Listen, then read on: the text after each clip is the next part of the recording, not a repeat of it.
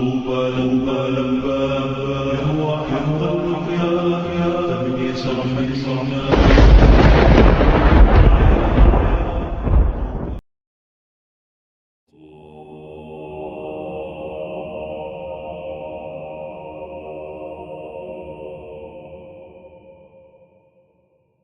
There's a claim that circulates constantly in Christian polemics against Islam. It shows up in tracts, in debate clips, in comment sections, over and over.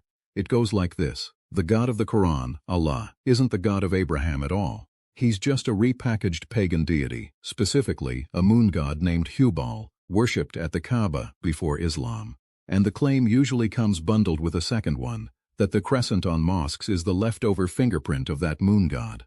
It's a serious accusation because if it were true, it would mean the entire foundation of Islamic monotheism is borrowed paganism. So it deserves a serious answer. Not a dismissal, an actual walk through the historical sources. And when you do that, carefully, the claim doesn't just weaken, it collapses. Let me show you why, one piece at a time.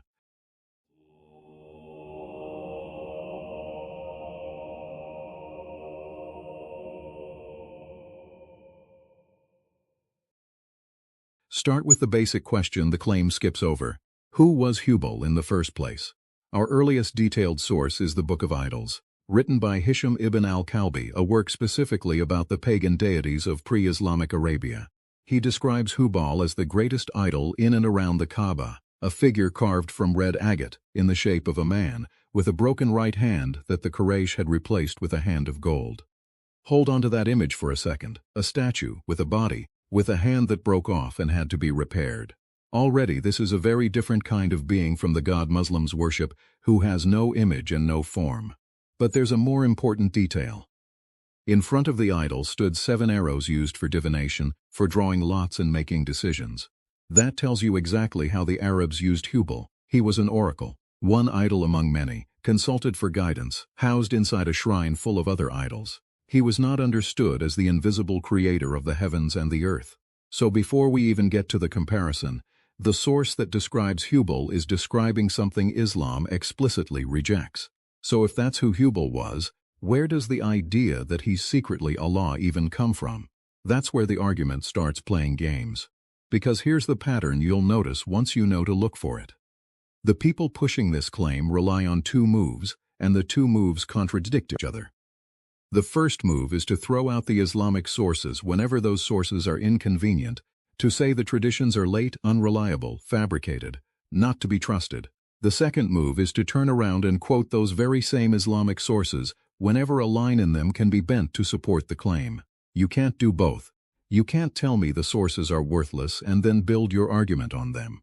Either they're reliable enough to cite, in which case we read all of what they say, or they're not, in which case you have no case at all. This selective trust is the engine the whole argument runs on, and it's the first thing to point out. With that in mind, let's take the biggest version of the claim directly. The headline claim is that Allah was a moon god, and when you trace that claim back to its loudest source, you don't find a historian. You find a Jack Chick tract, a piece of evangelical comic book propaganda asserting that the Sabaeans of Arabia worshipped the moon god. But look at what the actual scholarship says about the Sabaeans. Their chief deity was a god called Al-Makkah, and the evidence about Al-Makkah does not point cleanly to the moon. Deborah Coulter Harris, in her study of the Queen of Sheba, notes the tension directly. Some evidence has been read to call Al-Makkah a moon god, but other archaeological evidence indicates he was the patron sun god of the people of Sheba at Marib. There's even a consort associated with him named Shams, which is the Arabic word for sun. I want to be careful and honest here, because that honesty is what makes the point land. The identification isn't settled, but that's exactly the problem for the claim. The moon god theory is presented as established fact, when at the foundational level it's contested at best, and arguably points to the sun. A confident assertion built on an uncertain premise is not history. It's a guess wearing a costume. And if the foundation is that shaky, what do the experts, the ones with no reason to be kind to Islam, actually conclude? This is where it gets interesting, because you don't have to take a Muslim's word for any of this. Some of the most prominent Western scholars of Islam, Orientalists, historians, People who were often sharply critical of Islam looked at the Hubal equals Allah idea and rejected it. David Margoliouth, F. Peters, Gustav von Grunbaum. These were not apologists. They had no stake in defending Islamic theology. And they concluded that Hubal and Allah were distinct entities, two different beings in the Arabian religious world, not one God under two names. That's the strongest kind of testimony you can get. A hostile witness conceding the point. When the critics themselves tell you the connection doesn't hold, the claim has already lost its academic footing. But we can go further than scholars weighing in from the outside. We can look at what the Islamic sources themselves say, and they answer the question about as directly as a source ever could. After the Battle of Uhud, the pagan Meccan leader Abu Sufyan stood over the battlefield and shouted in triumph, and what he shouted was, "Superior may be Hubal," exalting his idol over the Muslims. Sit with the logic of that for a moment. If Hubal and Allah were the same God, that taunt is incoherent. You don't celebrate that your God has defeated the enemy's God if the two gods are identical. The very act of boasting about Hubal against the Muslims only makes sense if Hubal is one side and Allah is the other. And that's precisely how the exchange continues.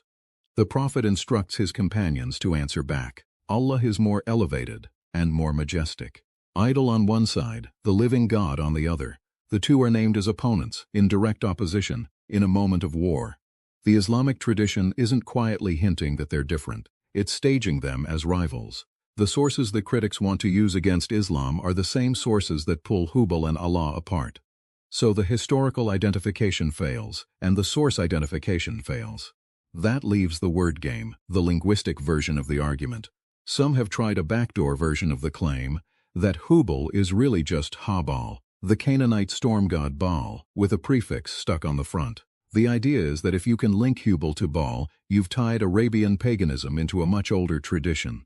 The trouble is, the name doesn't behave that way. Scholars have long pointed out that Hubal has no satisfying Arabic etymology connecting it to Baal. There's simply no evidence that Baal ever morphed into Hubal in the language. And then, there's the detail that for me closes the door completely. In Arabic, Baal is written with the letter Ain, a specific consonant. Hubal is written without it. The ancient Arabs spelled the two names differently, which means they heard and understood them as two different things. And even if you did stick ha in front of Baal, all you'd get is the Baal, the definite article. That doesn't conjure a brand new deity named Hubal out of thin air. The wordplay only works if you don't look at the actual words. That handles the deity, the sources, and the language. There's one piece of the claim left, the one people can actually see on a skyline, the crescent. The argument says, look at the mosques, look at the flags, the moon is right there, proof of a moon god origin hiding in plain sight. But the history of the symbol undoes this. The crescent was not a symbol of Islam in its early centuries. The earliest Muslims didn't fly it, didn't carry it, didn't mark their faith with it. It was adopted much later, spreading largely through the Ottoman Empire, and even then as more of a political and cultural emblem than a theological one.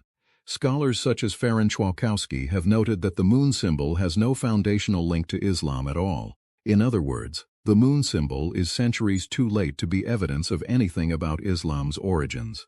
You can't use a medieval banner to explain a 7th century faith. So let's bring all of it together. Step back and look at what's actually left of the claim once you've checked each part. The moon god premise is contested at the root, and the strongest evidence points to a sun god, not the moon. The leading critics of Islam, the hostile experts, reject the idea that Hubal and Allah are the same. The Islamic sources themselves name Hubal and Allah as opponents on a battlefield. The etymology that's supposed to tie Hubal to Baal doesn't survive the spelling of the words. And the crescent that's supposed to seal the case is a later addition with no connection to Islam's beginnings. Every load-bearing piece of the argument fails independently. And when every pillar of a structure collapses on its own, there's nothing left holding the roof up. The claim that Allah is just Hubal was never really history. It's a conclusion that came first, with evidence assembled backward to fit it, and the sources it leans on are the very ones that take it apart. The honest verdict, following the evidence where it actually goes, is that the God of Islam and the idol of the Quraysh were never the same thing. The people of Mecca knew the difference. The sources knew the difference. and anyone who reads them carefully will too.